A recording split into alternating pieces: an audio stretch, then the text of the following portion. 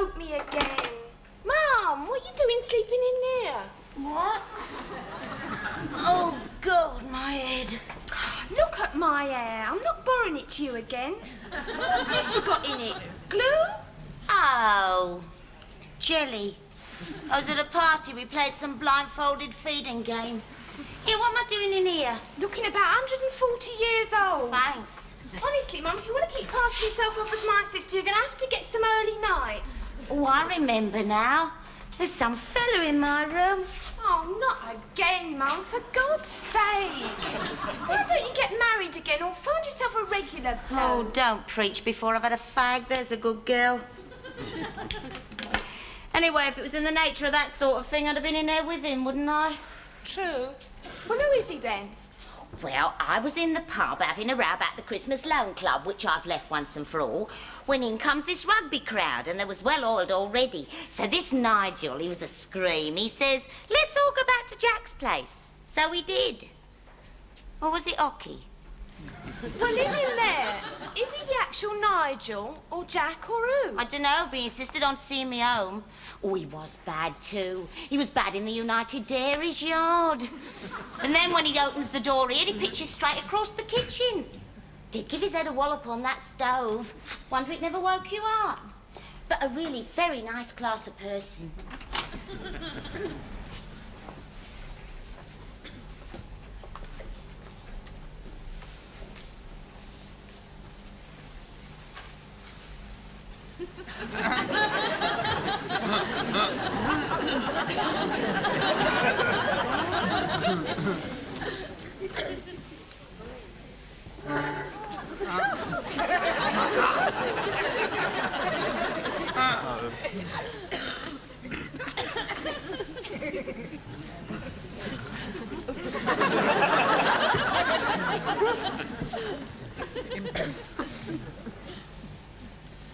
Hello, dear. Good morning. Good morning. Do you know, Oh, yeah, you give it a right banging last night, didn't you? I'm so sorry. You always are the next day. No, I really am most sincerely sorry. Here come those manners again. It was please and thank you at every turn last night.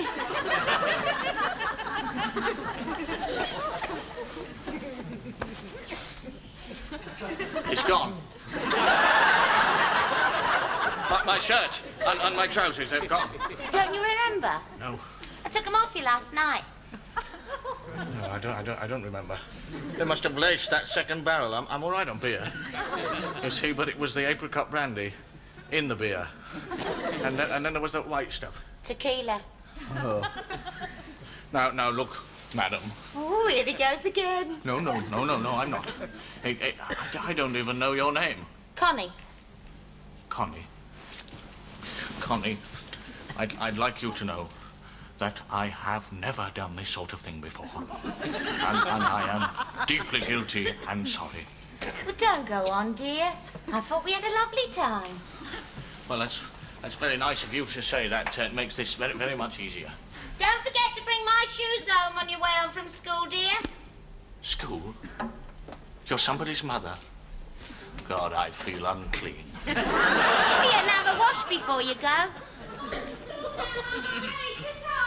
Ta-da,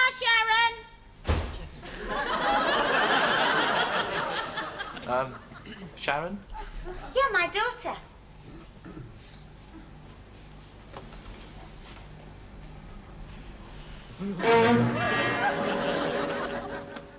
Potter, do hurry. Oh, come along, man. Nurses are forbidden to run in hospital corridors. You're not a blessed nurse. I was making an anachronism, which is that if an important person is called upon to deal with an emergency, that person must not arrive so out of breath as to be too puffed to do so.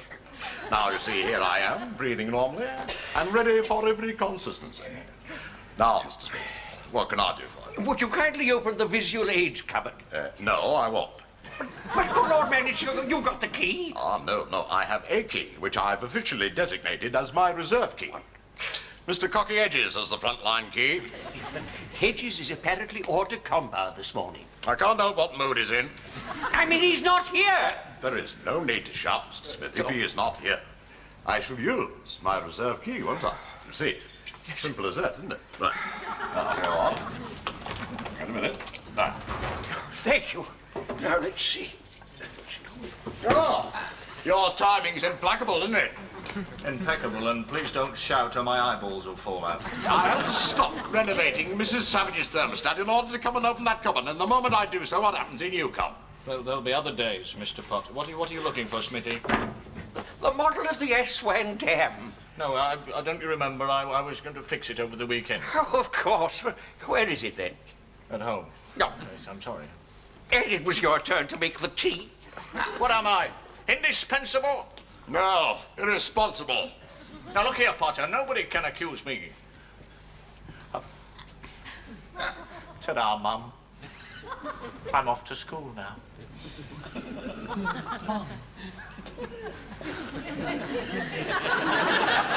It's cracked. He's bloody gone mad. I thought 5C had improved, but they're still very naughty children. That's like calling Hitler a well-meaning bungler. Good morning. Barely, Mr. Hedges. She didn't wake me. The alarm didn't go off. My alarm. Hedges, you tore these trousers.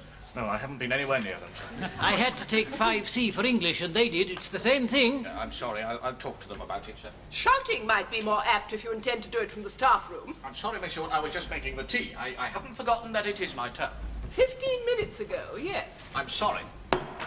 Look, shall I just write down I'm sorry 2,000 times and then you can all cross one off when I need to say it? Now then, Peter Petulant.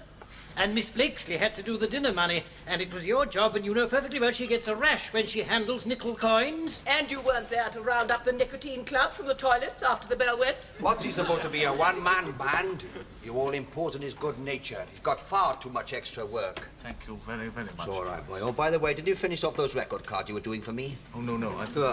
You stinking son. I fear Hedges worshipped too long at the altar of Bacchus over the weekend. More like the couch of Venus, a lucky swine. They can't force your mum to borrow from the Christmas club, Sharon. She done dead right in leaving it. Well, if they turn funny on my mum, I'm round there with a bayonet. What are you going to do? Sharpen his pencil? Oh, blimey, look. A creature from the Black Lagoon. Good morning. You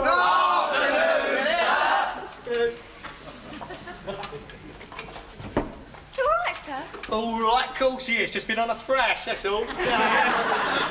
You're real, aren't you? Would you like me to fetch a first aid lady from the factory next door? No, I'd just like you to leave me alone, Maureen. That's right. You take it out on me if it makes you feel better. That's a woman's role. Stroll on. My dad takes it out on my mum when he's drunk. He hits her. Beast. Who said that? I did.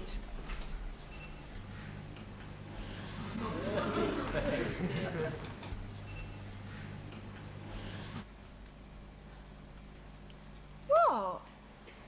Don't. Go on, Goosepin.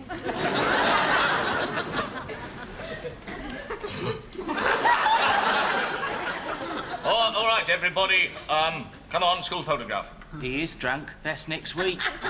No arguments. I want every one of you to pick up a chair. Right, what shall we do with it now? A chair each, you may send into the playground. Oh, right.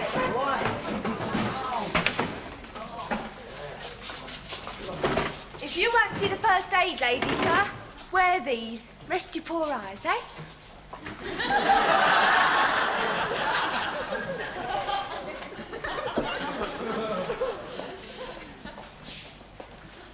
Musical chairs, Mr. Hedges. It's all right. I haven't forgotten that it is the school photograph, Mrs. Hugh. You were supposed to arrange it for next week. And take off those ridiculous spectacles. You look like one of these mud jitterbuggers.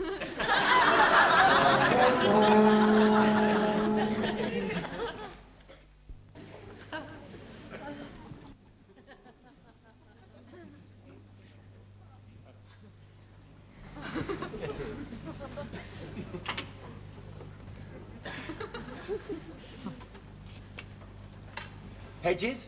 Who else? I'll mark out the netball court for you, Seb. He's gone a bit off course, hasn't he? He's gone off his head, if you ask me. This is the idea of putting away my perimeter delineator. Look. Well, perhaps he was trying to atone for the slip he made over the school photograph. I had 632 chairs arranged in that playground, and then he had to go and forget the photographer. Well, the boy's obviously had something on his mind these past few days. Like a vacuum. Rubbish. Nothing but empty space, if you ask me. Oh, look at it. Oh.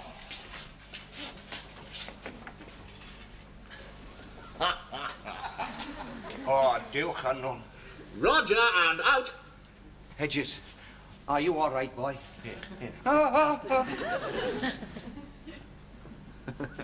Telephone price, 2 cocoa tins and a bit of string, and it works. Okay, Wesley, carry on, will you? You can understand my doubts, can't you? In view of your manic carryings on the other day. Oh, well, last week, yes, I did have a bit of a problem, Price, but I've worked it all out. You see, it takes 2. Right? Now, I'm not being crude, Price, but you've got to think in the plural. Well, maybe it wasn't when I was in the United Dairies yard, but it certainly must have been after I hit my head on the stove. Yes. All right, yes, next morning, all the guilt, but not at me, do you see? To me and from me, and therefore I go back to my original point, which is not alone, but together. And so if nobody points the finger of guilt at you, therefore, be adult, grow up, and forget it. Oh, well, I'll be off then. Right. I'm not the centre of the world. Oh, thank heavens for that, because the way you're spinning, boy, we'd all fall off. Good morning, Maureen. Hello, Sam. And good morning to you, Sharon. Hello. So anyway, the upshot was Mum walked in as calm as you like and said she was in the club again.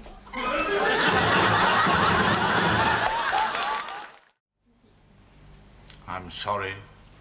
Sorry. Go on, tell me. A giant snail made that line.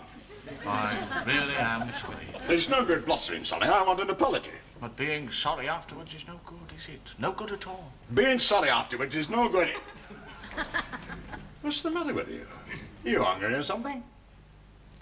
Potter, listen. Put yourself in a woman's position. No, then I want none of that. No, just a minute. No, get off. Yes, it's no wonder I disgust you. I disgust myself sometimes. Well, you probably wouldn't have these feelings, you know, if you got a decent breakfast inside you. I don't know. Just a minute. Don't you see what's happening? Hedges is having his first nervous breakdown. Of course, poor boy. Very early, too. Oh, I don't know. When I was teaching in Swansea, we had a chap that crack up in the first week. Oh. Found him shouting obscenities down the phone to the Minister of Education, we did. My breakdown couched itself in terms of nervous alopecia. Then that's an awfully good wig you've got, Doris. It grew again. I've had 3. Breakdowns, not wigs. But instead of comparing case history, shouldn't we be doing something constructive to help teachers' latest victim? Now, what I...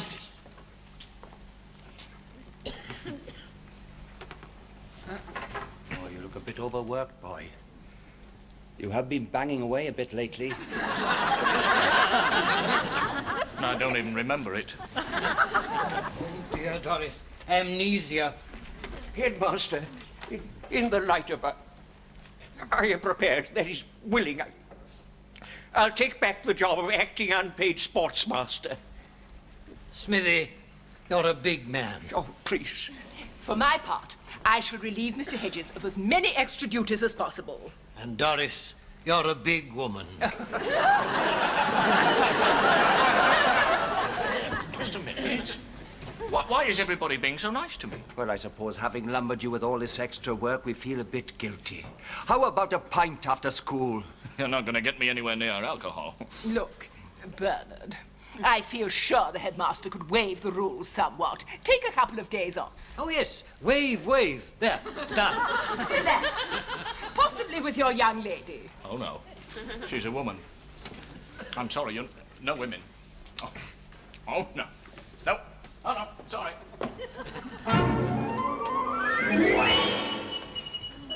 Anyhow, Monsignor Sopworth, well, he bestowed this crest upon me. What, like going to Mecca? his lambs. No, he made me an official collector. It's for Save the Children Fund. And anyone who bungs in gets a smile from God, he said. Frank, yeah, but don't buy smiles from no one. Yeah, here's a chuckle's worth there, Mike. There. Ta. Yeah, more. Oh, Peter. Well, I hope he's looking. There's the price of 10 fags in there, mate. Oh, I ain't got no money, Maureen. Oh, but God won't take umbrage at you for not having any money, Dennis. He'd only summon his awful wrath upon people who had it but was dead stingy with it. Hang about. Changed my mind, didn't I? What have you got there, Abbott? Couple of grand. That's monopoly money. Not all of it. There's a couple of green shield stamps there. Now, what's going on? What is all this, Maureen? Maureen was only collecting for the little needy kiddies. It's bad enough when they're hungry, but some of them ain't even wanted, and I think that's wicked.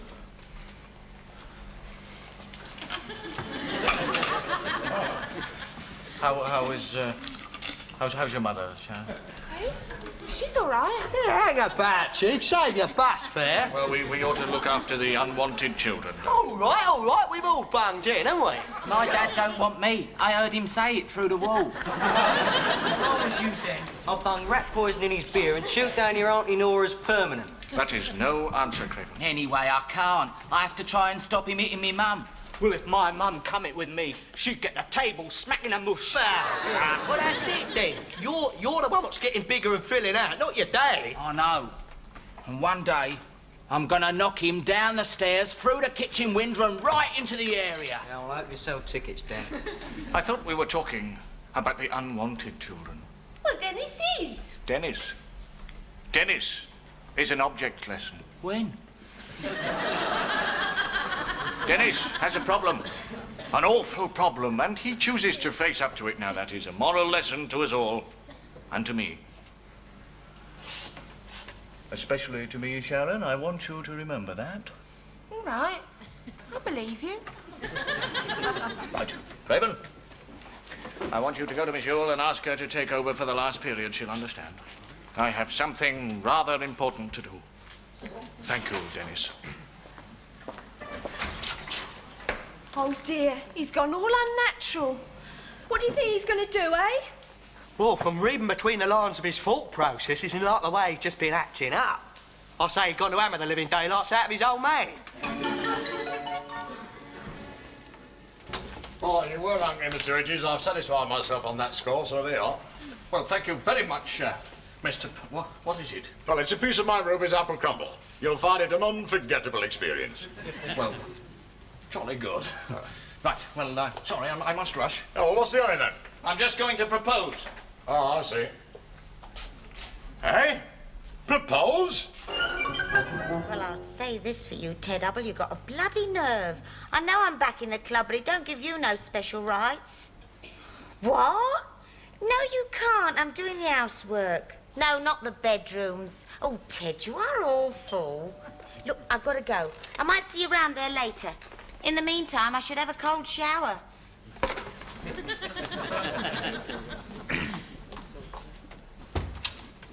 Oh, it's you.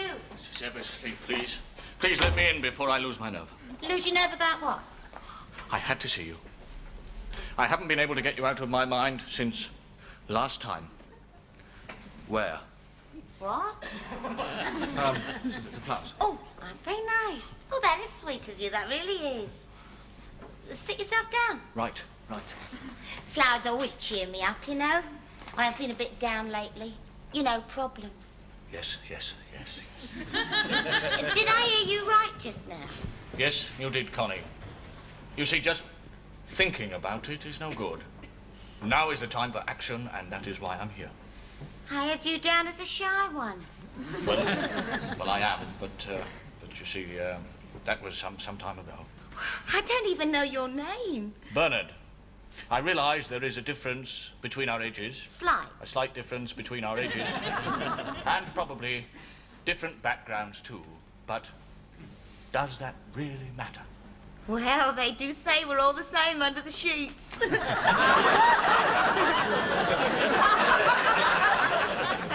There is something else, Connie. I wouldn't want to deceive you. I wouldn't want you to think that this was love. Blimey, you don't dress it up, do you? And there is something else. You're not getting me in the mood like this at all. Sharon is, of course, involved. What? You dirty swine! Coming round here like a prize stallion, bringing me flowers and after my daughter and all, I suppose. No, I want to marry you. Marry me? Oh, my God, you're too much for me. Why? Well, because of what happened between us the other night. Well, nothing happened. Ah, don't be brave, Connie. I heard Sharon say that you were in the club again. In the club? Yes. Not the pudding club, you daft apron. The Christmas loan club.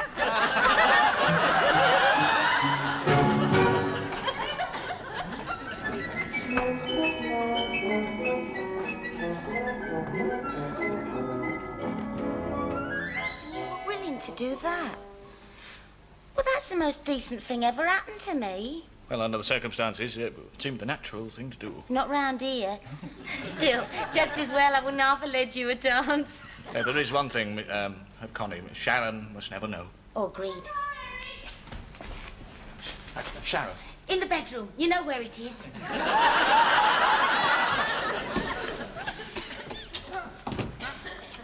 Hello, Mum. Hello, dear.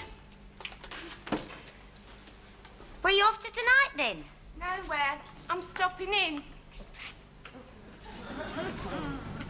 Vic's gone up north, so I'm going to wash my hair and watch the late night film on telly.